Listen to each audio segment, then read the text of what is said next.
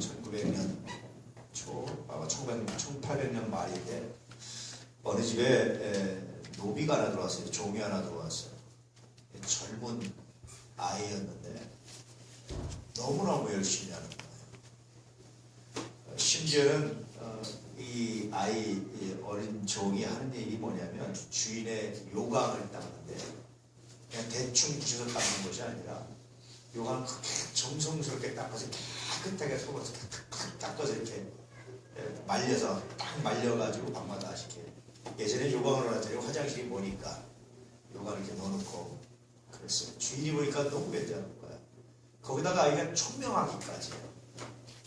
그래서 마침 그때 신식학교가 들어와서 이 아이를 신식학교에 보냈어요. 공부를 시켰어요. 이 아이가 누구냐면 여러분 조만식 선생님이라고 아십니까? 조만식 선생님이었어요.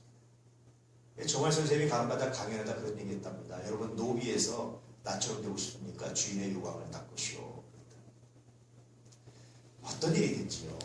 어떤 일이든지 이 일이 나에게 주신 하나님의 은혜의 일이다. 최선을 다하면 거기서 선한 열매가 있습니다. 근데 사람들이 대부분 그렇게 못하죠. 왜 못합니까? 첫째는 요강을 닦는 일이 뭐라고 생각하죠? 천하고 더럽다. 부끄러운 일이다 라고 생각하는 거예요. 그게요. 부끄럽고 천하고 더럽다는 건 본인이 만드는 겁니다.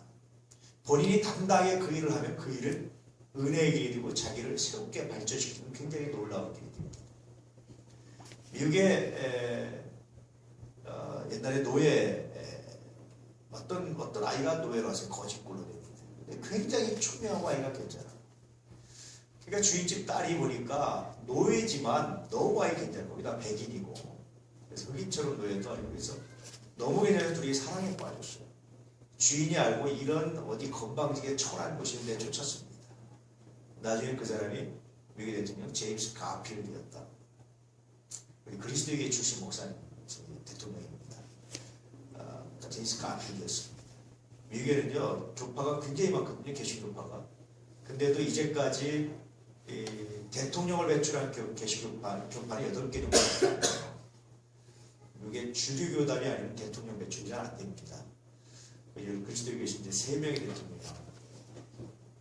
제임스 가필드입니다. 왜 놓쳤습니까? 왜 자기 딸을 대통령의 영부인 만들 수 있는 게 놓쳤을까요? 뭐가 외면하게 만들었을까요? 뭐가 도대체 외면하게 만들었을까? 여러분 여기 이제 부모님들 딸을 대통령의 영부인 만들 수 있는 기회도 있습니다.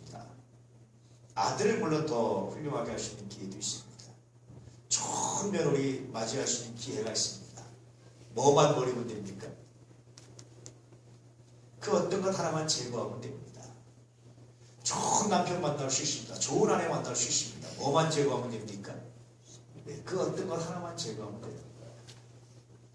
삶이라는 건 그렇습니다. 굉장히 많은 기회가 있는데 오늘 오전에도 말씀드렸지만 가치 착오를 일으켜요. 가치를 착각합니다. 정말 중요한 가치가 있는데 가치가 없는 것으로 별 가치가 없는데 가치가 있는 것으로 착각을 일으켜요. 그래서 그 가치를 제대로 분별해낼 수 있다면 아마 여러분의 인생은 여러분의 삶은 여러분이 기대하는 것 이상이 되리라고 제가 확신합니다. 사실은 여러분 교육을 받는다는 것 혹은 우리가 이미 예수 믿고 구원 받으셨잖아요. 근데도 계속해서 하나님 말씀을 들어야 되는 이유가 뭐냐면 그 중에 하나 우리의 구원이 흔들리지 않기 위해서 우리의 구원이 내가 예수 믿다가 믿음이 변질되지 않기 위해서 계속해서 말씀을 듣고 예배가 필요합니다. 또 하나 뭔지 아십니까? 인생을 제대로 살아내기 위한 겁니다. 늘 말씀드렸지만 하나님 말씀을 제대로 순종하고 살아가면요 삶이 달라진다. 인생의 진짜와 가짜가 보이기 시작하는 거예요. 제가 늘 말씀드리죠. 여호와를 경외하는 것이 지혜와 지식의 뭐라고 말씀드렸죠? 근본이잖아요. 근자가 무슨 근자입니까? 뿌리 근자입니다. 손 근자할 때 근자입니다. 뿌리 근자. 뿌리가 여러분 겉으로 들어가면 삽니까? 죽습니까? 일정한 나무 딱 뽑아내가지고 뿌리를 햇빛에 딱 말리면 살아야 죽어요. 죽습니다. 이건 살 수가 없습니다. 죽습니다. 여호와를 경외하는 것을 겉으로 드러내고 겉으로 표현하고 겉으로 이렇게 드러내기만 하면 죽는다니까요. 신앙이. 그럼 뿌리예요. 뿌리는 땅속에 묻혀있는 거야. 대신 땅속에 묻혀있는데 어떻게 있습니까? 그냥 있습니까? 계속 뿌리가 뻗어나가서 영양분을 뽑아. 저희 시골에 가면 수량이 몇 년인지 모르는 느티나무가 하나 있어요. 대략 옛날 어른들은 500년이라고도 하고 어떤 사람은 600년이라고도 하고 하여튼 언제인지 모르는 느티나무가 하나 있어요. 그 속이 여러분 이렇게 저는 어릴 때 여기 많이 올라가 봤는데 느티나무가 속이 비어요. 이렇게 시간이 오래되면 간혹 가다가 이렇게 속을 비어서 이렇게 속으로 타고 들어가서 조금만 때니까 이렇게 올라가고 이렇게 속으로 그러니까 겉으로 못 올라가고 속으로 올라가기도 하고 이렇게 막 그렇게 다녔던 나무가 하나 있습니다. 이 느티나무가 얼마나 큰지요. 나중에 저쪽에 한 100몇십 미터 떨어져서 또 하나 느티나무가 큰 게 하나 생겼는데 그게 이 뿌리가 나온 거예요. 이게 쫙 뻗어나가서 그러니까 몇백 년 사는 겁니다. 겉으로 보이는 것만 다가 아니죠. 여호와를 경외하는 건 마치 뿌리입니다. 이렇게 쫙 그래서 뭘 뽑아내는 거죠. 양분을 어디서? 하나님 말씀에서 내 삶이 납니다. 제가 어떤 대나무 이름을 잊어버렸는데 그 대나무는 그렇답니다. 심으면요 5년 동안 싹이 안 난대요. 지나무가 죽었나 하고 파보면요 5년 동안 싹은 안 내 대신 밑으로 뿌리는 쫙 뻗쳐 있다. 그리고 5년째 딱 싹이 나는데요. 여러분 1년에 몇 미터 크다가 30미터 크는가 뭐 그렇답니다. 그냥 한 번에 쫙 자라버리는 거예요. 5년 동안 준비하고. 뿌리입니다. 여호와를 여러분 신앙은 뿌리입니다. 예배드린 건 뿌리입니다. 나 예배드려 막 이렇게 이건 자랑하는 이건 뿌리입니다. 나 기도해 이건 자랑하는 게 아니라 내 기도는 골방 이상. 이게 없으면 죽어요. 이건 골방. 근데 여러분 뿌리면은 여호와를 경외하시 뿌리면 그럼 하나님을 믿는 것은 뭐라고 그랬습니까? 줄기는 뭐라고 그랬습니까? 줄기는 뭐라고 그랬습니까? 듣는 거예요. 믿음은 들음에서 납니다. 늘 말씀드린 인생의 성패는 들음에 있습니다. 어떤 사람이 들을 줄 압니까? 아무리 아이들한테 부모가 얘기해줘도 안 들어. 왜 안 듣는 줄 아십니까? 들을 수 있는 귀가 없어요. 뭐가 옳은 얘기인지 뭐가 그런 얘기인지 이게 나를 사랑하는 얘기인지 아닌지 귀가 없다니까 들을 수 있는 귀가 없으니까 못 듣는 거예요. 그래서 사실은 어릴 때는 하나님 말씀을 들려주는 거 무조건. 그래서 아이들한테 무슨 훈련을 시키냐면 듣는 훈련을 시키는 듣는 훈련을 시키는 왜 부모의 얘기를 부모의 사상을 들려주면 안 되는 줄 아십니까? 커가면서 부모가 틀리다는 걸 아이들이 알기 시작해요. 부모의 말이 다가 아니라는 걸 알기 시작합니다. 그렇게 알기 시작하면 그다음부터 아이들이 권위에 대한 것이 상실돼 버리는 거예요. 누구 말 들을 필요 없어. 다 옳지 않아. 다 그러. 이렇게 생각하는 거예요. 그래서 어릴 때 무조건 하나님 말씀을 들려줘야 틀리지 않는 영원한 말씀을 들려야 이게 권위가 맞구나. 이 듣는 게 맞구나라는 생각을 합니다. 대부분의 사람들이 하나님 말씀이 아니라 부모의 사상, 부모의 이야기를 해주니까 아이들이 조금만 자면 어떻게 합니까? 우리 엄마 아빠가 다 모른다는, 우리 엄마 아빠가 다 말이 맞지 않다는 사실을 아이들이 알겠어요. 여러분 그거 몇 살 때 깨달았습니까? 저도 보니까 어릴 때 깨달았어요. 이미 우리 부모의 말이 다가 아니고 다 틀리다는, 다 맞지 않다는 얘기를 아주 일찍 깨달았습니다. 우리 아이들은 몇 살에 깨달아요? 우리 아이들도 일찍 깨달아요. 그래서 그렇게 깨닫기 시작하면 그다음부터 권위가 없어져 버리는 거예요. 듣지 않는 거예요. 그래서 저는 어릴 때는요 부모의 사상이란 말씀을 들려줍니다. 계속해서 영원히 변하지 않는 말씀을 들려주면 야 내가 듣는 것이 이렇게 듣는 것이 나에게 유익해. 이건 영원히 변하지 않는 거라는 그런 기준을 가지고 살아야 비로소 말씀을 듣기 시작합니다. 부모의 말도 듣기 시작하는 거예요. 저는 마음이 아플 때가 있는데 언제냐면 아이를 키우는데 말씀이 아니라 자기의 사상을 주입시켜주는 사람 보면 마음이 아파요. 분명히 제가 10중 8구는 나중에 그 자녀가 효도도 안 할 뿐더러 부모가 어긋납니다. 예전에 그런 사람이 있었어요. 제가 교회에서 가르치면 아이가 집에 가서 그 다음 주 가서 이상하네. 왜 그러니? 그러면 아빠한테 오늘 전사님이 한 설교를 얘기해 줬더니 아빠가 그게 아니라 이렇다고 얘기를 해요. 다른 얘기를 하기 시작합니다. 어떻게 됐을 것 같아요? 종종 있었는데 여러분 그건 옳지 않습니다. 말씀의 권위를 가지고 사셔야 됩니다. 할렐루야. 그래서 지혜가 우리가 드러나는 지혜가 뭐냐면 듣는 훈련입니다. 그래서 예수 믿는 사람들이 잘해야 되는 게 뭔지 아세요? 듣는 걸 제일 잘해야 돼요. 여러분 수도 없이 설교 들으시잖아요. 예수 믿는 사람은 듣는 건 전문가들입니다. 수도 없이 듣는 거예요. 듣는 훈련입니다. 그 중에 들으면서 분별을 해야 됩니다. 그러면 맺는 열매가 하나 있다고 했죠. 나무로 비유하자면 여호와를 경외하는 것이 뿌리입니다. 줄기는 듣는 겁니다. 그러면 맺는 열매가 하나 있다고 했죠. 뭐라고 했습니까? 분별력이 생깁니다. 그래서 진짜로 하나님을 잘 믿는 사람은요 분별력이 생깁니다. 이게 가짜인지 진짜인지 이게 거짓말인지 참인지 분별력이 생기는 거예요. 이게 진짜 말씀을 잘 듣는 겁니다. 물론 분별력이 생긴다고 다 안 속는 일부러 알면서 속아주는 경우도 굉장히 많죠. 분별력이 생깁니다. 제가 예전에 21살 때 청소년 문제연구소에서 상담원으로 봉사를 한 적이 있습니다. 나도 청소년이면서 하나이가 계속해서 전화를 계속 상담을 해 늦게까지 상담을 해주는데 하나이가 딱 그러는 거예요. 찾아가서 뵙고 말씀드리고 싶습니다. 근데 아무래도 느낌이 이상해. 근데 오겠다는데 못 오게 할 수는 없잖아요. 그래 와라. 주소 가르쳐주고 왔어요. 와서 이것저것 얘기하는데 나중에 얘기는 근데요 제가 결국 이제 돈을 달라는 얘기예요. 근데 참 너무 마음이 아파요. 제가 속아서 줬어요. 돈. 속아서 있는 거 그때 돈이 없었지만 내가 차비 빼놓고 다 줘. 내가 차비 빼놓고 너 집안 딱 보이고 다 빼주면서 내가 차비 빼고 너 다 준 거야. 그래요. 쳐다봤어요. 21살 때. 얘가 벌써 눈빛이 흔들리지 벌써 거짓말하면 눈빛이 흔들리고 쳐다보면 어쩔 줄을 몰라요. 끝까지 제가 속아줬습니다. 끝까지 속아주고 야 그럼 정장까지 같이 가자. 버스 운전까지 같이 나와가지고 차들도 살가 하고 보냈는데 제가 좀 어떻게 됐나 모르겠어요. 간혹 생각이 납니다. 분명히 내가 지금 속아줬다는 걸 알 텐데 얘가 어떻게 했을까. 종종 속기도 하지만 속을 때마다 묵상한 게 없는 내가 하나님을 온전히 묵상하지 않고 말씀 온전히 묵상하지 않아서 내가 주의 말씀 온전히 듣지 않아서 그렇습니다. 하나님 여러분 여호와를 경외하는 건 그런 겁니다. 그래야 비로소 가치의 착오에서 벗어날 수가 있어요. 할렐루야. 그래야 세워질 수가 있습니다. 왜 여러분 가치의 착각을 일으키냐. 잘못된 원칙 때문에 그렇습니다. 중요하지 않은 걸 생명처럼 지키는 사람들이 있어요. 중요하지 않은 것을 별로 중요하지 않은 겁니다. 생명처럼 지킬 이유가 없습니다. 앞으로 이제 우리 교회 재건축하면 신발 신고 올라가는 걸 하려고 합니다. 너무 불편해. 난 성가대원들 쓸 때마다 너무 마음이 아파요. 참 이 맨발로 얼마나 발이 싫을까. 나는 이번에도 신고 있는데 얼마나 발이 싫을까. 너무 마음이 아파요. 다음에는 꼭 교회를 지면 신발 신고 올라가는 걸로 바꾸리라. 근데 이것 가지고 또 안 됩니다 막 그러는 분들이 있어요. 뭐 별것도 아니고 제가 하는 얘기하죠.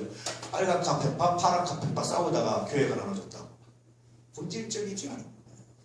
여러분 이런 본질적인 것 가지고 아닌 것은 고집하지 않기를 축복합니다. 오늘 말씀해 보십시오. 오늘 말씀 보니까요. 바울이 이제 바나바에 허워진 다음에 복음전도를 다니는 거예요.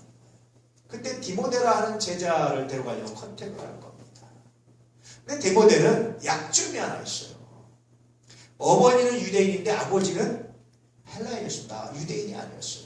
유대인들은 양부모가 다 유대인이어야 됩니다. 원칙적으로.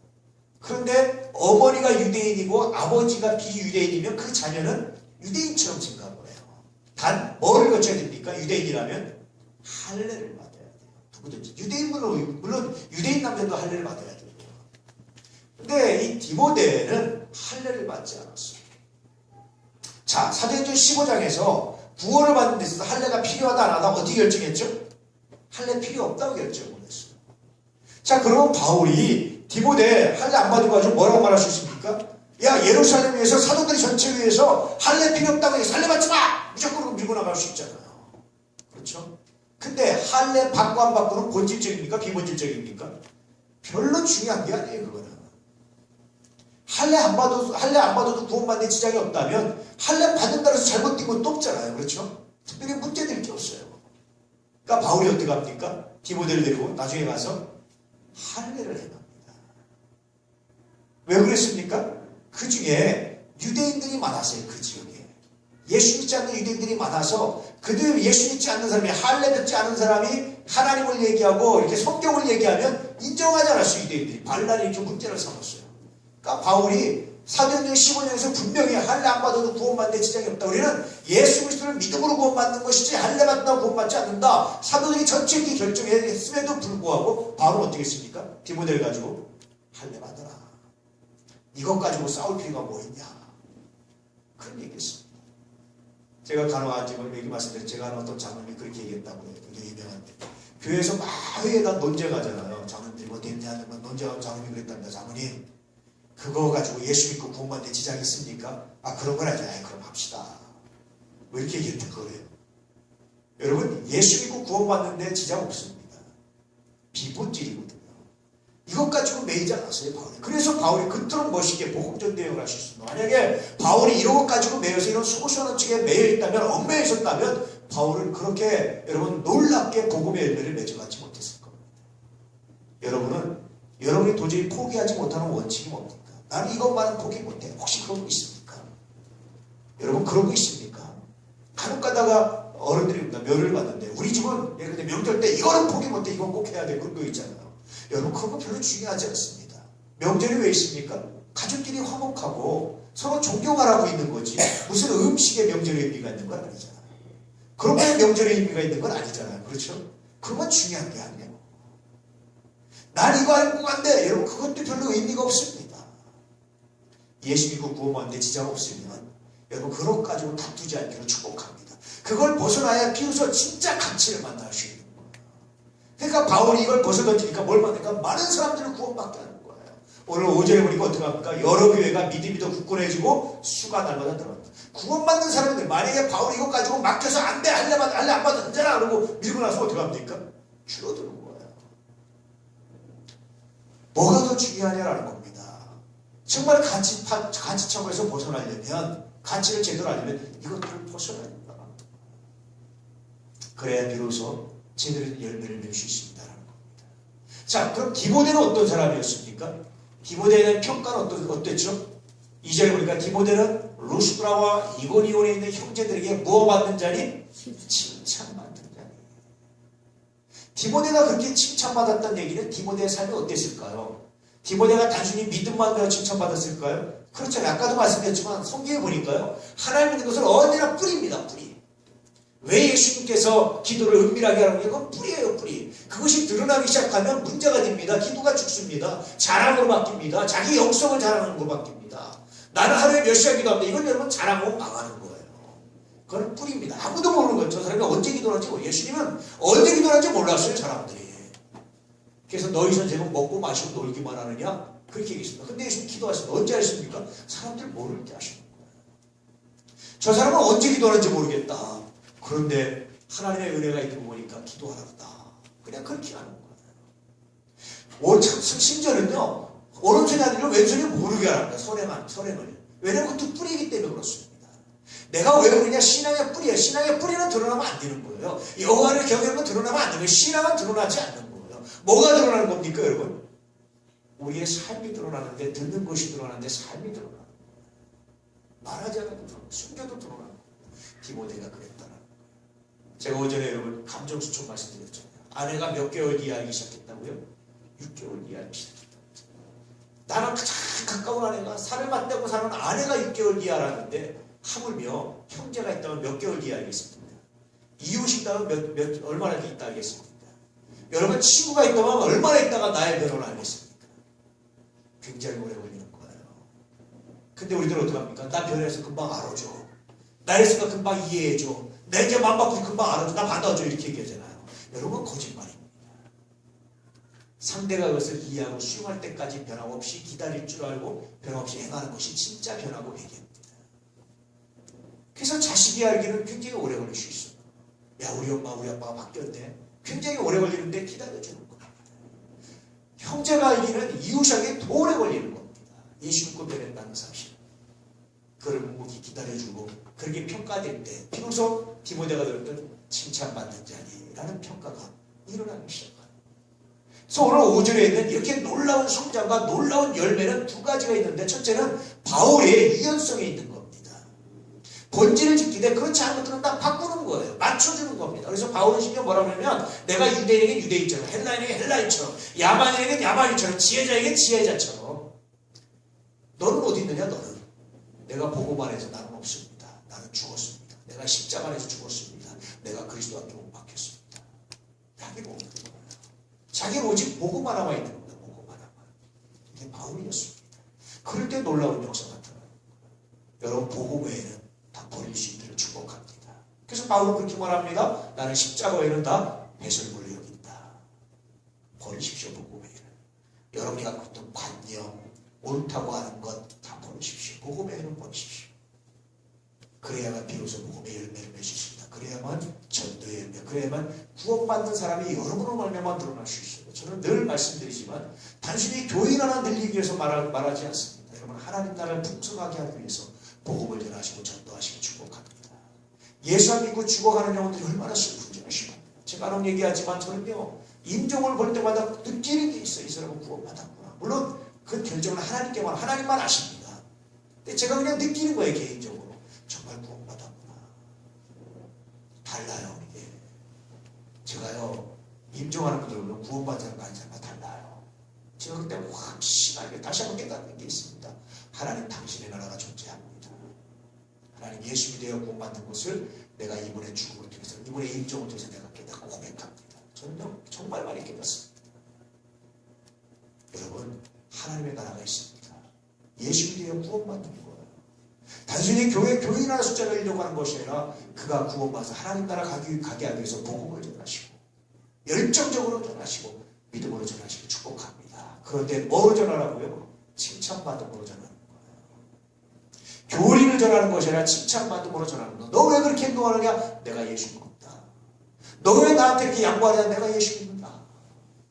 너 왜 나한테 이렇게 착하게 하느냐? 내가 예수 믿는다. 내가 믿음 때문이다.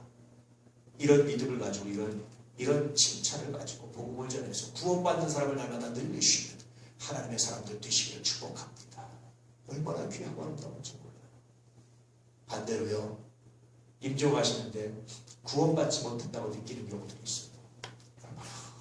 마음이 아픈지 몰라요. 꼭 내 책임 같아서 마음이 아플 때가 정말 있습니다. 얼마나 마음이 아픈지 몰라요. 제가 이걸 그렇게 느끼려고 느끼는 게 아니라 이렇게 느껴져요. 그게 나도 그게 느껴져요. 그렇게 느껴져요. 물론 결론은 하나님께서 잘 모릅니다. 그런데 제가 이렇게 느끼는 거예요. 그냥 혼자 느껴져요. 그런 경우들이 좀 있어요. 대부분의 사람들이 죽을 때 그런 얘기를 합니다. 저기 바깥에 저승사자 와 있어요. 기도 좀 해주세요. 좋지 않으세요? 꼭 그런 말. 근데 여러분 그게요 굉장히 재밌어요. 성경적이에요. 모세도 죽을 때 누가 와서 영혼을 청구했습니까? 마귀가 와서 먼저 영혼을 청구했어요. 그때 예수님이 나타나셔서 예수님이 천사를 보내셔서 아니야. 내가 이 아이의 모든 이 사람의 모든 죄를 용서해서 붙들지 마. 그리고 영혼을 하나님 나라로 인도하셨어요. 그런 일들이 종종 있는 것 같습니다. 체험적으로 보면 구원받는 사람은요 그 순간에 얼마나 은혜를 가지고 평안을 가지고 받았지.